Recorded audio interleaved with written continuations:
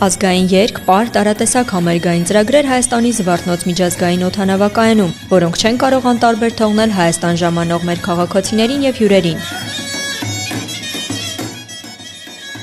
Երաժշտական օդանավակայան նախագիծը հիանալի հնարավորություն է զբոսաշրջիկին հայկական շունչն ու հյուրընկալությունը ներկայացնել հենց օդանավակայանից։ Զվարթնոց օդանավակայանը հիմնական մուտքն է մեր երկիր եւ յուրաքանչյուր անձ, որ մուտք է գործում մեր երկիր, առաջի դարպասն է կարծես եւ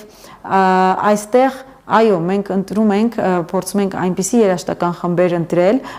որովհետև մրցույթը բաց է եւ մարդիկ կարող են խմբերը, երաժիշտները դիմել եւ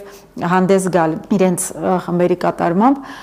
փորձում ենք այնպիսի խմբեր ընտրել, որոնք լավագույնս կներկայացնեն մեր ազգի մշակույթը, երգը, պարը, բայց սակայն չենք սահմանափակվում միայն հայկականով, կլինեն շաբաթներ, որ նաեւ կունենանք այլ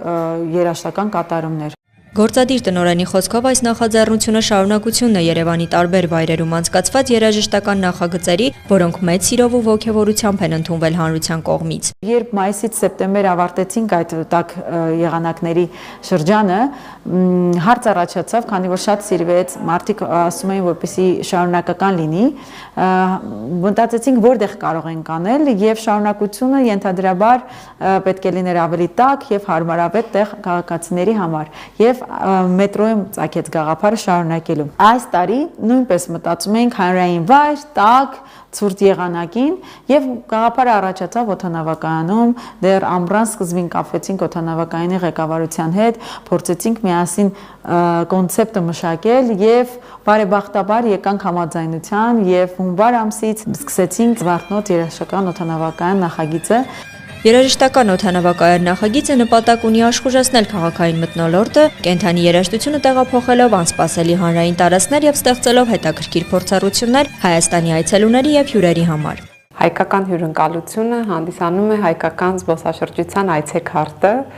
եւ մեր զբոսաշրջիկները միշտ ընդգծում են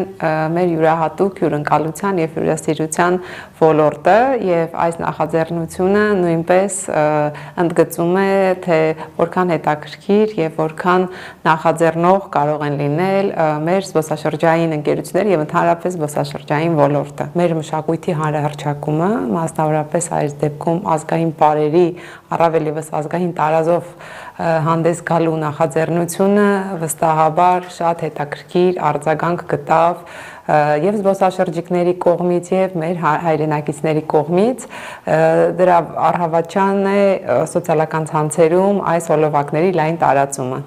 Ծրագրի շրջանակում Կերոն զարգացման հիմնադրամը հայտարարել է բաց մրցույթ հրավիրելով տաղանդաշատ երաժիշտների, երգիչների եւ երաժշտական խմբերի մասնակցելու ծրագրին։ Հայտադիմումների ընդունումը դեռ շարունակվում է։